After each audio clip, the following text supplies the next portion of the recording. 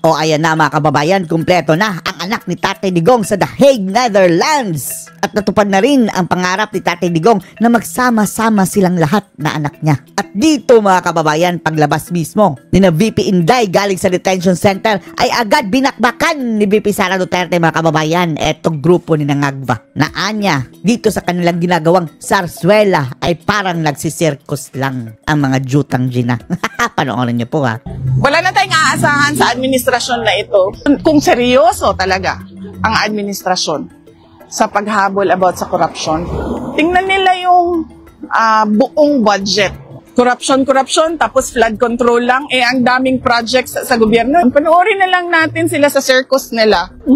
Una po, meron bang special reason na requestan kayo na sabay-sabay? At ano yung mensahe niya sa inyo na nabuo kayo ngayon sa inyong dagaw? Yes, oo, mga last month siguro yun, no? Nagsabi siya kay Veronica, kay Kitty na gusto niya sana na personal kami makausap. 1, 2, 3, 4. Kaming apat na magkakapatid at meron siyang mga sasabihin.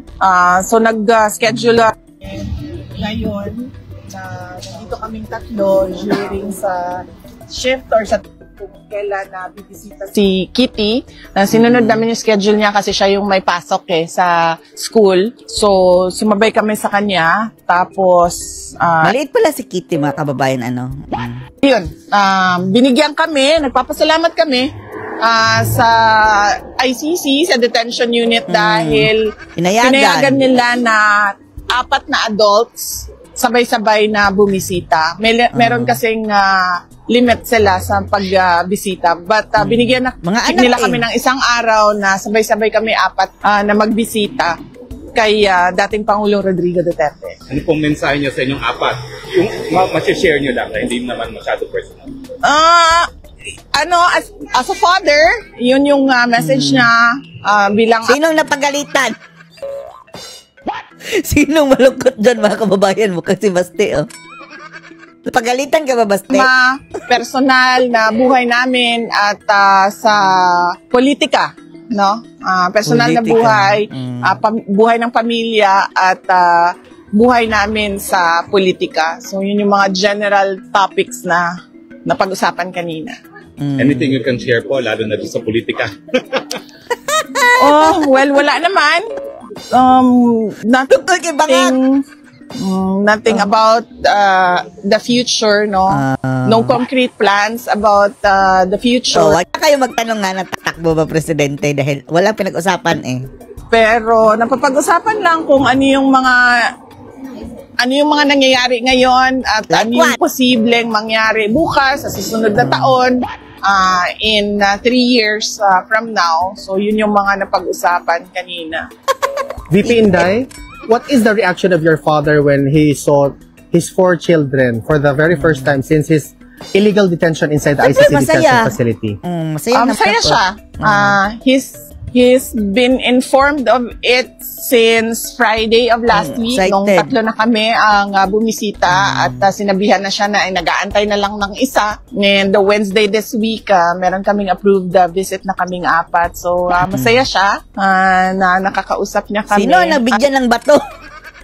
Ng bertod na mga kababayan, bato ni Darna? Yan ang biro ni VP Inday eh. Baka isa sa kanila mga kababayan ang bibigyan na ng bato ni Darna. At medyo maingay kanina kasi 3 sabay-sabay, 4 sabay-sabay na maingay dyan si Kitty. Nagsasalita. At some point sinabi ni Basti na hindi na ako magsasalita kasi walang nakikinig sa akin. So, kaya naman pala, medyo si Basti. Kasimangot. So siguro, na-miss niya yung ganon, na discussions, na labo-labo, sabay-sabay nagsasalita lahat. At masaya siya na nakabisita kaming 4. Pero pag alis nila mga kababayan, dyan niya mararamdaman yung lungkot. Yan ang problema dyan eh. 1 oras lang sila nagbisita mga kababayan. Afterwards, nakamukmuk na naman si Tatay Digong mga kababayan. VP Inday, how's the health situation of your father? okay naman siya.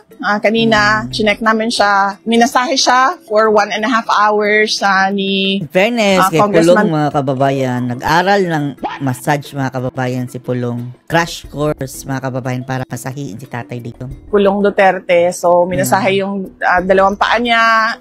And then, inano yung circulation because napansin niya no, na medyo gray, ashen gray yung kanyang isang paa. So, minasahe ng maayos para maayos din yung circulation. Minasahe yung dalawang arms niya, yung likod niya, yung kanyang leeg. Minasahe din ni Congressman Pulong Duterte. And before kami pumasok, kinausap ako nung isang nurse. Sabi niya na kapag meron daw, sabihin ko daw sa lahat ng mga bibisita na huwag daw siya bigyan ng snacks. Kasi merong vendo doon sa loob kung saan kami bumibili ng Coke Zero, ng soft drinks, ng juice. Kawawa naman! Huwag daw bumili ng snacks doon kasi Bawal? sobrang taas nung kanyang sugar ngayon. Diabetic mga kababayan. Pero Coke Zero, wala naman yung sugar. Yan ang sabi natin mga kababayan, mga ganyang edad. Okay lang si Enrile dahil healthy mga kababayan, umabot ng 100. Si Tatay Digong, ang dami ng sakit mga kababayan. Ang dami ng sakit. Tapos kinulong pa. 80 years old. Saan naman tatakas yan? At gusto nilang pabilisin yung pagpapababa ng sugar. So pinagbawalan siya kumain. Pero inalaw naman siya sa kanyang Coke Zero kung mag-request siya. Basta ang sinabi lang nila is that minomonitor nila yung pagkain niya sa taas. Kaya wag siyang bigyan ng snacks dahil hindi nila ma-monitor ang sugar doon. And nakikita Paano? Lang payat na masyado. nagsispike yung kanyang sugar, blood Wala bang sugar. insulin dyan? So, pinagsabihan kami, wag mag-share Kawawa ng si Tatay snacks. Digong. No? VP, just to follow up on that, how do you feel personally when you saw all of your siblings together with your father to meet him for the very first time? Ako? Ikaw. Together with all of your siblings. Yes. Personally, Question VP, sa'yo. sa ano? How do you feel? Okay lang. Hindi ko naisip yun Hindi ko naisip yun First time ba natin na apat na with Papa? First time? First time since birth? Paano yung yung inauguration? Sa pagbisita, VP. Wala akong feelings. Wala. Wala. Hindi ko naisip yun. Pero ang sa akin lang is that is lang. Kung ano.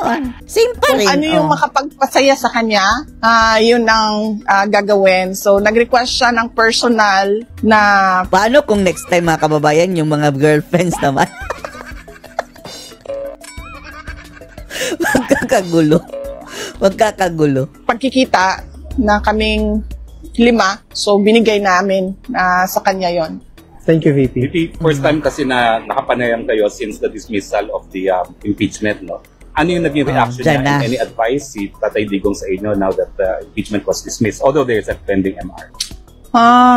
Tagal na nun Wala. Wait lang. Na-inform mo siya, di ba, no? Oo. I think, ano sinabi? Hindi kasi na-discuss yung impeachment na yan. Ayun. Ayun yung sinabi. Extremely proud. Hindi kasi kami nagkausap Hindi kami nagkausap nung dismissal ng impeachment. Visit ata ni Kitty yun and siya yung nagbigay ng news kay President Duterte. Any advice for your future political plans, Tatay Digong? Wala kami pinag-usapan na 2028. Wala kami pinag-usapan ng 2028 elections kanina. VP, on a completely different matter, the lead counsel attorney Nicholas Kaufman made mention that he is appealing or he's waiting for the government of Bongbong Marcos. Oo, iyan mga kababayan. Iyan ang dapat i-explain ni Kaufman. Bakit kailangan pang makipag-usap kay Bangag mga kababayan? Appeal pa ha? Tapos sabi ng palasyo mga kababayan, ibigay niyo muna ang request. To schedule an appointment for him to negotiate because he wants the immediate return of your father. Alam ba yan ni PRRD? During that time today Okay, daw. Kaufman lang yan. What is can you weigh in to this statement of Attorney Nicholas Kaufman? Is that possible or should we ask this question na lang kay Attorney Kaufman? I think it is best if we ask Attorney Nicholas Kaufman to explain, no? Kaya nga, andun kila Alvin, bakit hindi mo tinanong na why? Twice na yun mga kababayan, sinabi ni Kaufman. Why? Why? Delilah. Tanungin mo na, ICC ba judge si BBM? His statement, kasi I cannot speak for him and I cannot say kung ano yung, I cannot say what his plans are. Thank you, VP. But do you think Alam yan ni BBM Tatay will allow Digong? him back? I cannot speak for BBM as well. So, CIA, sino tanongin mo? Ha? Sino? Ha? Sino ka CIA. CIA, holo. Ngayon lang Baka may kinalaman, ano. nagdemanda si Yorme, Mayor Isko, kay Congressman Chua regarding sa mga flood control. What's your opinion at saka would you encourage other mayors na demanda yung mga congressman nila na merong mga palpak o ghost projects? yes, oo. Trabaho ng ano yun, trabaho ng Commission on Audit na mag-imbestiga kung meron silang makita na anomalya sa mga projects, no? So, based on their audit, or based on investigation sa DPWH, kung hindi man, dahil sila yung iniimbestigahan based on NBI or special committee ng DOJ na mag-imbestiga, dapat talaga pagpanagutin yung mga public officials at yung mga contractors ng ghost projects at ng substandard projects dahil delikado yun sa mga mamamayan. At saka, huwag tayo tumigil sa flood control projects dahil noong Tip of the iceberg lang yan, mga kababayan. Ang dami pang dapat imbestigahan. Kitang likod. 2024, last year, nagsabi na ako, sa school building program pa lang ng Department of Education, pinaghati-hatian na ng members of the House of Representatives, pero walang nag-react. Hanggang ngayon, walang nagsasalita. Bakit may tumigil sa likod, oh? Nakatingin kay VP Sara, mga kababayan. Oy, bantayan nyo si VP Inday, ha? Oh? Tumigil? Di ba no loading, unloading dyan? Nakahinto, mga kababayan. Nakatingin dyan, oh. Kina VP Sara, nakatalikod pa naman si VP Inday, mga kababayan. Walang nag-iimbestiga. Hindi lang naman flood control, eh. So, kung seryoso malis talaga. Ayun na, oh. Malis na, mga ang kababayan. administrasyon sa paghabol about sa corruption. Tingnan nila yung buong budget ng 2024 at ng 2025. At hindi lang yan, huwag tayo tumigil dyan. Sagutin yung mga blanco doon sa budget. Madami pa tayong questions. So, hindi lang, yan ang isang pal kay BBM, hindi lang mga flood kababayan. control. Lahat. Since ma'am you have information dun sa dati kayong Deputy Secretary, are you willing to appear sa Senate hearing ni Marcoleta para ibulgar itong mga humingi sa inyo noon ng proyekt ng parte sa Deputy? Si Marcoleta, ang hearing niya, mga kababayan, focus muna sa flood control. Siguro later, kapag dadating na, mga kababayan, sa iba pang mga infra. Hindi naman sila humingi ng parte sa amin, eh. Kasi diretso nilang kinuha yung budget. Diretso nilang kinuha ang school building program, ang SBP, at pinaghati-hatian nila sa loob ng House of Representatives. At diniretso nilang inattach yung listahan nila doon sa GAA version, House version ng GAA.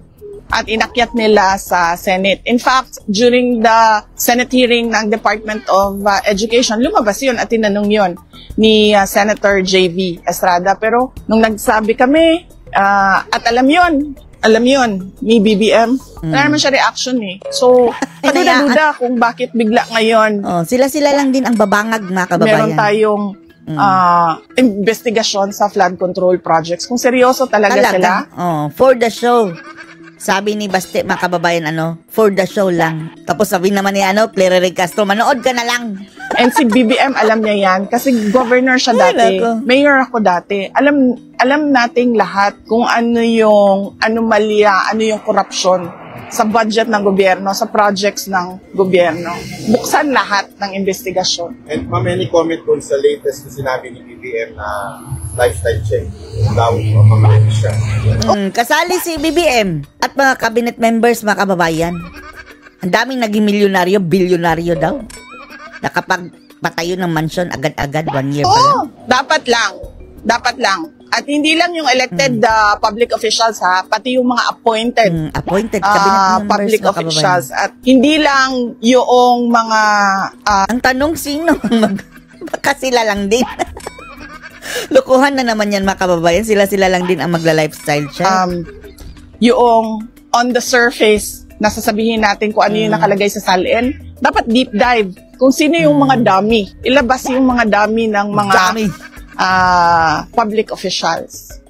VP, kung may pagkakataon kayo ngayon, paano nyo haharapin itong problema ng korupsyon, lalong-lalo na sa infrastructure? I'll cross the bridge when I get there. Yan yung sinasabi ko kanina na ayoko magbigay ng libreng advice. Oo. Bahala si BBM. Oh. Bumaba muna siya sa pwesto. Papalit si BP Sara Duterte bago Dahil sasabihin na naman nila mga kababayan na, ano ka, si Duterte, hindi rin naman pakikinggan mga kababayan ni BBM yan, di ba? Sa administrasyon, panoorin na lang natin sila sa circus nila. Circus? Panoorin na lang natin sila sa kanilang zarsuela. Zarsuela. Ng politika. Corruption, tapos flood control lang. Ang daming projects sa gobyerno, hindi lang flood. Ang dami-dami. So yun. Yan lang po. Okay. At kailangan ko magpasalamat. Unang-una sa inyong lahat. Ang aming pamilya po ay nagpapasalamat sa inyong lahat. Nandito kayo sa Hague. Yung iba, hindi taga Netherlands. Meron pang galing sa malayong New Zealand. Napakalayo na lugar. Pumunta dito. Papasalamat. Diyan pa si Banatbay na taga Pilipinas, mga kababayan. At sana all makapunta. Kami. Dahil unang-una, sigurado kami, yung dasal ninyo araw-araw, ang laking tulong nun sa sitwasyon ni dating Pangulong Rodrigo Duterte. Yung pagpapakita ninyo ng suporta sa kanya, kanina nabanggit sa kanya yung mga tao na nandito, yung mga personalities na nandito. We mentioned you, and then he smiled kasi noong nasa Davao siya, nanonood siya ng mga content at mga vlogs mo. So, nagpapasalamat siya at nagpapasalamat kami lalong-lalo na mga... Napanood kaya tayo ni Tatay Digong, mga kababayan, na mukhang hindi. Si Banatbay laging pinapanood ni Tatay Digong. Mga anak niya sa tulong ninyo sa kampanya, sa tulong ninyo, sa dasal ninyo at sa pagpapakita ninyo ng suporta sa kay dating Pangulong Duterte. Yes, MNI. Yes. Last question. Oo. Anong Ayoko question na mo, magbigay ng Anton? libreng legal advice.